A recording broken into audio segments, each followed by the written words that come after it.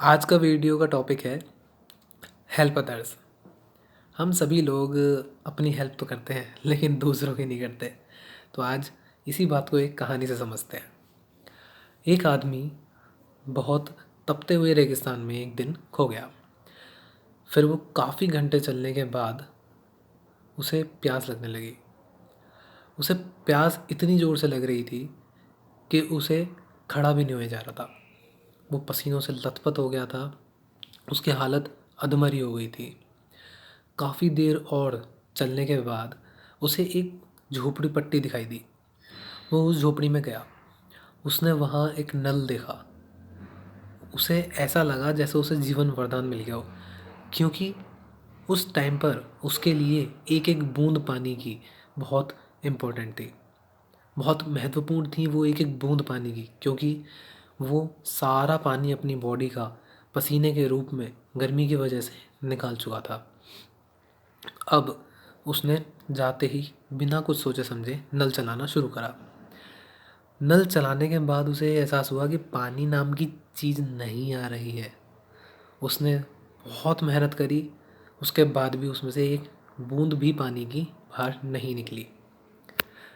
काफ़ी देर मेहनत करने के बाद उसे ये लगने लगा कि अब वो इस रेगिस्तान में मर जाएगा प्यास से, क्योंकि पानी कहीं नहीं था। एक ही घर दिखाई दिया, उसमें भी पानी के नल के अंदर एक बूंद पानी नहीं है। वो थक हार कर उस नल के सहारे ही बैठ गया। बैठे बैठे उसकी नज़र एक बराबर की टेबल पर गई। उस टेबल पर एक गिलास रखा था और उसमें आधा पानी था।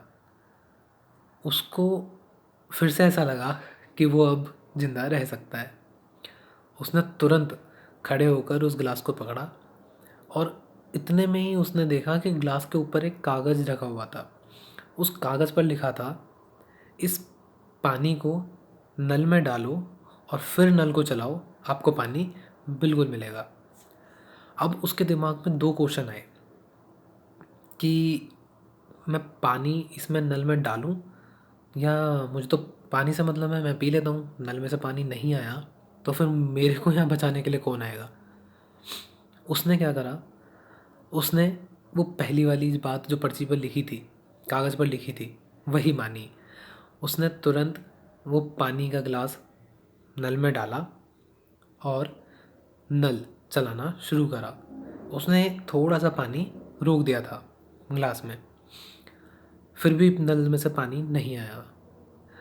उसे थोड़ी सी आवाज़ आई पानी की, कि पानी की आवाज़ सी आ रही है। फिर उसे थोड़ा सा भरोसा हुआ और उसने सारा पानी जो गिलास में था वो भी उसमें डाल दिया। फिर उसने बहुत ज़ोर ज़ोर से नल की हत्ती चलाई और लास्ट में पानी उसमें से आना शुरू हो गया। उसने पूरा जी भर के पानी पिया। वो एक तरीके से पानी से नहा गया। इतना पानी उसने पिया कि उसने अपना, कहते हैं ना, कोटा पूरा करना, तो उसने वो कोटा पूरा कर लिया।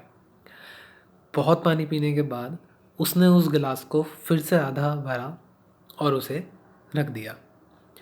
अब जब वो पर्ची उसने देखी तो उसे लगा कि हाँ, पर्ची पे जो लिखा था वो बिल्कुल ठीक था।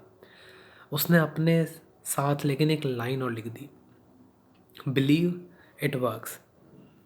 विश्वास करो, ये काम करता है।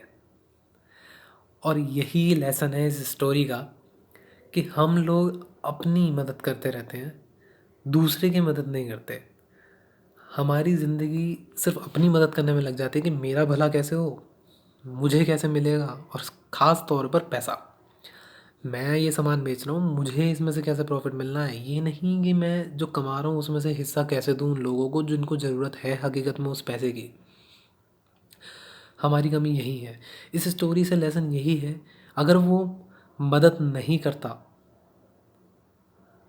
उसने भी तो मदद करी बाद में पानी भर के। इस स्टोरी का लेसन यही है। अब अगर कोई और आदमी वहाँ आएगा और वो फिर पर्ची पढ़ेगा और फिर पानी निकाल सकेगा, तो ये तरीका इतना सही है कि आदमी आदमी एक दूसरे की मदद करते हैं तभी सब खुश रहते हैं।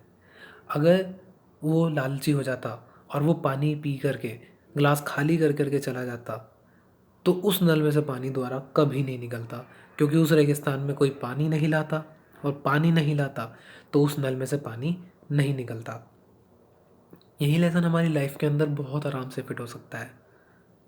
वो ऐसे कि हम लोगों को जितनी हमारी ज़रूरत है उतना यूज़ करना है, और जो बाकी बचना है वो फिर लगा देना है यूज़ करने के लिए, ताकि और कोई जो ज़रूरतमंद हो, जैसे कि वो प्यास से पानी का प्यासा था, उसको ज़रूरत थी, ऐसे ही किसी ज़रूरतमंद को वो चीज़ उस समय मिल सके। Thanks and have a good day.